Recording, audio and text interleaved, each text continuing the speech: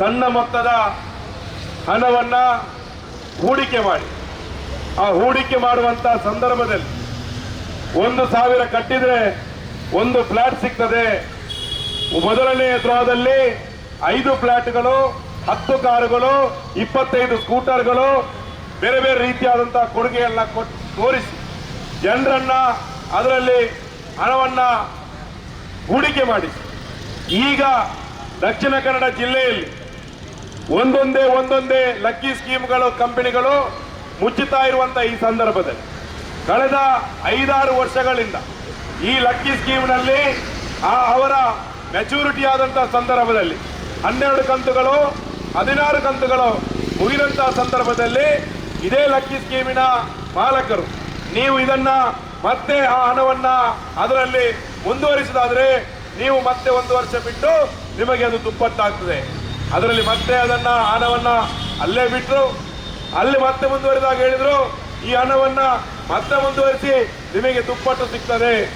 ಈ ರೀತಿಯಾದಂತಹ ದುಪ್ಪಟ್ಟು ಮಾಡುವಂತಹ ಸಂದರ್ಭದಲ್ಲಿ ಜನರಿಗೆ ಇವತ್ತು ಬಹಳ ಕನಸುಗಳನ್ನ ಕಟ್ಟಿರ್ತಕ್ಕಂಥ ಜನರು ತಮ್ಮ ಹೆಣ್ಣು ಮಕ್ಕಳ ಮದುವೆಗೋಸ್ಕರ ಅಥವಾ ತಮ್ಮ ಮಕ್ಕಳ ವಿದ್ಯಾಭ್ಯಾಸಕ್ಕೋಸ್ಕರ ಅಥವಾ ಏನಾದರೂ ಒಂದು ಸಾಮಗ್ರಿಗಳನ್ನ ಮನೆಯನ್ನ ಖರೀದಿ ಮಾಡುವಂತ ದಿನಗಳಲ್ಲಿ ಇದು ಉಪಕಾರ ಆಗ್ಬೋದು, ಪ್ರಯೋಜನ ಆಗಬಹುದು ಎನ್ನುವಂತ ಕಾರಣಕ್ಕಾಗಿ ಹಣವನ್ನ ವಿನಿಯೋಗಿಸಿದ ಈ ರೀತಿಯಾದಂತಹ ವಂಚನಾ ಜಾಲ, ಈ ರೀತಿಯಾದಂತಹ ಮೋಸದ ಜಾಲ ಬಯಲಿಗೆ ಬರುವವರೆಗೆ ಯಾಕೆ ಬಿಟ್ಟಿದ್ದೀರಿ ಅಂತ ಪ್ರಶ್ನೆಯನ್ನ ನಾವು ಪೊಲೀಸ್ ಇಲಾಖೆಯವರಿಗೆ ಕೇಳಬೇಕು.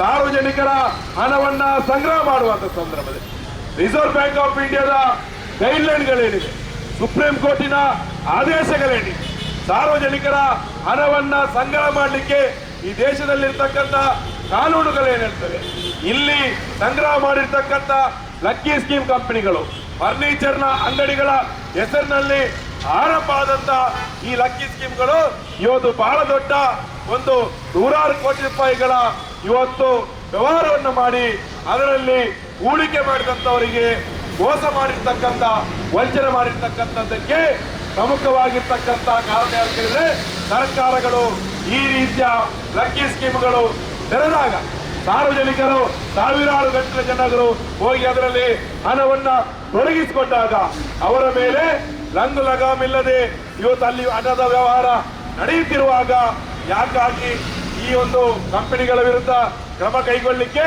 ಸರ್ಕಾರಗಳಿಗೆ ಸಾಧ್ಯ ಆಗಿಲ್ಲ.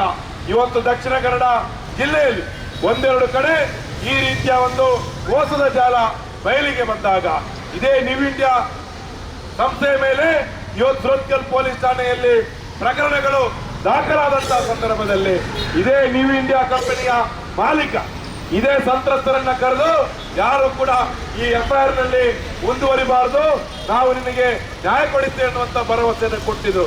ಭರವಸೆಯನ್ನ ನಂಬಿರ್ತಕ್ಕಂಥ ಜನರಿಗೆ ಇವತ್ತು ಆ ಮಾಲಕ ಯಾವಾಗ ಜೈಲಿಗೆ ಹೋಗಿ ಹೊರಗಡೆ ಬಂದ್ರು ಆಮೇಲೆ ಯಾರ ಕೈಗೂ ಸಿಗ್ತಾ ಇಲ್ಲ, ಯಾರ ಫೋನ್ಗಳನ್ನ ಎತ್ತಾ ಇಲ್ಲ.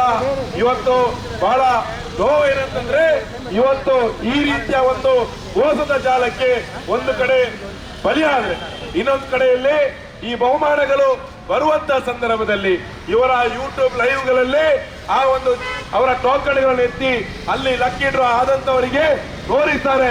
ಅಲ್ಲಿಂದ ಅವರ ಆಂಕರ್ಗಳು ಅವರಿಗೆ ಫೋನ್ ಮಾಡ್ತಾರೆ, ನಿಮಗೆ ಮನೆ ಬಂದಿದೆ, ನಿಮಗೆ ಕಾರು ಬಂದಿದೆ, ನಿಮಗೆ ಇನ್ನೊಂದು ಬಂದಿದೆ ಅಂತ ಹೇಳಿ. ಎಷ್ಟು ಜನರಿಗೆ ನೀವು ಕೊಟ್ಟಿದ್ದೀರಿ, ಎಷ್ಟು ಜನರಿಗೆ ಮನೆ ಕೊಡಿಸದೆ ಚೆಕ್ಗಳನ್ನ ಕೊಟ್ಟು ಅವರ ಕೈಯಲ್ಲಿ ಬಿಟ್ಟಿದ್ದೀರಿ, ಎಷ್ಟು ಜನರಿಗೆ ಇನ್ನೂ ಕೂಡ ಬಹುಮಾನಗಳನ್ನ ಕೊಡಲಿಲ್ಲ. ಇನ್ನು ಕೆಲವು ಕಡೆ ಇವತ್ತು ಕೆಲವು ಸಂಸ್ಥೆಗಳು ಇವತ್ತು ಬಾಗಿಲು ಮುಚ್ಚುವಂತಹ ಸಂದರ್ಭದಲ್ಲಿ ಇದೇ ಲಕ್ಕಿ ಸ್ಕೀಮ್ಗಳಿಗೆ ಯಾವುದೇ ರೀತಿಯಾದಂತಹ ಸಾರ್ವಜನಿಕರಿಂದ ಹಣ ಸಂಗ್ರಹಣೆ ಮಾಡಲಿಕ್ಕೆ ಯಾವುದೇ ರೀತಿಯಾದಂತಹ ಯಾವುದೇ ಅಧಿಕೃತವಾಗಿರ್ತಕ್ಕಂಥ ಪರವಾನಗಿ ಇಲ್ಲ. ಯಾಕೆಂತ ಹೇಳಿದ್ರೆ 1,000 ರೂಪಾಯಿ ಕಟ್ಟಿದವನಿಗೆ 10 ಕಂತು ಕಟ್ಟಿದ್ರೆ 12,000 ಅಂತ ಹೇಳ್ತೀರಿ. ಅದರ ಮಧ್ಯದಲ್ಲಿ ಯಾರಿಗಾದ್ರೂ ಒಬ್ಬರಿಗೆ ಬಹುಮಾನ ಬಂದ್ರೆ ಇವತ್ತು ಈ ಬಹುಮಾನ ಪಡೆದವರು ಕೂಡ ನಾಳೆ ಕಾನೂನಿನ ಸಂಕಷ್ಟಕ್ಕೆ ಒಳಪಡಬೇಕಾಗ್ತದೆ. ಇವತ್ತು ಜನರನ್ನ ಸುಲಿಗೆ ಮಾಡಿರ್ತಕ್ಕಂಥ, ಜನರನ್ನ ಲೋಟಿ ಮಾಡಿರ್ತಕ್ಕಂಥ ಸೈಕಲ್ ನಲ್ಲಿ ಹೋಗಲಿಕ್ಕೆ ಇವತ್ತು ಯೋಗ್ಯತೆ ಇಲ್ಲದವರು ಇವತ್ತು ಮರ್ಸಿಡೀಸ್ ಬೆಂಜ್ ನಲ್ಲಿ ಓಡಾಡ್ತಕ್ಕಂಥವ್ರು, ದುಬೈಗೆ ಸೌದಿ ಅರೇಬಿಯಾಕ್ಕೆ ಬಿಸಿನೆಸ್ ಕ್ಲಾಸ್ ಟಿಕೆಟ್ ನಲ್ಲಿ ವಿಮಾನದಲ್ಲಿ ಪ್ರಯಾಣ ಮಾಡ್ತಕ್ಕಂಥವ್ರು, ವಿದೇಶಕ್ಕೆ ಹೋಗಿ ಇಲ್ಲಿನ ಜನರ ಹಣವನ್ನ ಅಲ್ಲಿ ಹೂಡಿಕೆ ಮಾಡ್ತಕ್ಕಂಥದ್ದು, ಐಷಾರಾಮಿ ಜೀವನ ಮಾಡಿ ಮಜಾ ಮಾಡ್ಲಿಕ್ಕಾಗಿ ಈ ಬಡ ಜನರ ಹಣವನ್ನ ಲೂಟಿ ಮಾಡಿರ್ತಕ್ಕಂಥವ್ರು ಇನ್ನೂ ಅನೇಕ ಜನ ಇದ್ದಾರೆ. ನೀವ್ ಇಂಡಿಯಾ ಕಂಪನಿ ಮಾತ್ರ ಅಲ್ಲ, ಚೈನ್ ಮಾತ್ರ ಅಲ್ಲ, ಇಲ್ಲಿ ದಕ್ಷಿಣ ಕನ್ನಡ ಜಿಲ್ಲೆಯಲ್ಲಿ 200ರಿಂದ 300ರಷ್ಟು ಲಕ್ಕಿ ಸ್ಕೀಮ್ ಕಂಪನಿಗಳು ಇವತ್ತು ತಲೆ ಎತ್ತಾ ಇವೆ. ಇವತ್ತವರು ಬಹಳ ಸಮಾಜದಲ್ಲಿ ಪ್ರಭಾವಕ್ಕೊಳಗಾದ ರೀತಿಯಲ್ಲಿ ಸಮಾಜದಲ್ಲಿರ್ತಕ್ಕಂಥ ರಾಜಕಾರಣಿಗಳ ಬೇರೆ ಬೇರೆ ರಾಜಕೀಯ ಪಕ್ಷಗಳ ಪ್ರಭಾವದಿಂದಾಗಿ ಇವತ್ತವರು ಬಚಾವಾಗ್ತಾ ಬರ್ತಾ ಇದ್ದಾರೆ. ಕಳೆದ 10 ವರ್ಷಗಳಿಂದ ಈ ರೀತಿಯಾದಂತಹ ರಾಜಕಾರಣಿಗಳ ಇವತ್ತು ಸ್ನೇಹ ಸಂಪಾದನೆ ಮಾಡಿಕೊಂಡು ಜನರಿಗೆ ತಮ್ಮ ಮಾತಿನ ಮೂಲಕ ಮರಳು ಮಾಡಿಕೊಂಡು ಕಾನೂನನ್ನ ಪಾಲನೆ ಮಾಡಬೇಕಾದವರಿಗೆ ಅವರಿಗೆ ಕಪ್ಪವನ್ನ ಕೊಡ್ಕೊಂಡು ಈ ರೀತಿಯಾದಂತಹ ಒಂದು ವ್ಯವಸ್ಥೆಗೆ ಈ ಮಟ್ಟಕ್ಕೆ ಬರಲಿಕ್ಕೆ ಕಾರಣ ಇವತ್ತು ದಕ್ಷಿಣ ಕನ್ನಡ ಮಂಗಳೂರಿನಲ್ಲಿ ಇವತ್ತು ದಕ್ಷತೆ ಇರುವಂತಹ ನಿಷ್ಠಾವಂತ ಪೊಲೀಸ್ ಕಮಿಷನರ್ ಬಂದ ಮೇಲೆ ಇಲ್ಲಿನ ಸ್ಕೀಮ್ ಕಂಪನಿಗಳಿಗೆ, ಇಲ್ಲಿನ ಲಕ್ಕಿ ಸ್ಕೀಮ್ ಕಂಪನಿಗಳಿಗೆ ಇವತ್ತು ಭಯ ಶುರುವಾಗಿ